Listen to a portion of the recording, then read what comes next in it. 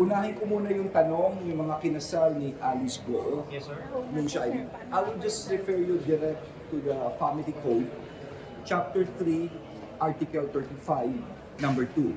Pagbasahin ko po. Those solemnized, the following marriages shall be void from the beginning. Number 2, those solemnized by any person not legally authorized to perform marriages unless such marriages were contracted with either or both parties believing in good faith that the solemnizing officer had the legal authority to do so. Ang sinasabi nito, no, ng Article 35, yung mga sumusunod na kasal ay void from the very beginning. Ibig sabihin ng void, walang bisa. So sa number 2 nito, yung mga ginawa ng mga taong hindi legal na dapat o na hindi otorisado mag-perform ng marriage, ng kasal.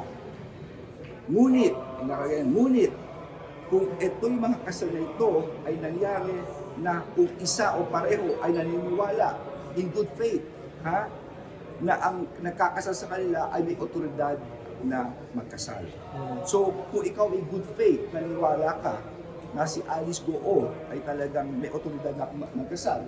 Ako naman, I guess, karamihan sa kanila ay gano'n ang tingin dahil mayor nga naman siya. No? You could make use of this article. It's Chapter 3 ng Voidable, Article 35, number 2. So hindi siya voidable based on that? Ito pong under void and voidable marriage. Yes.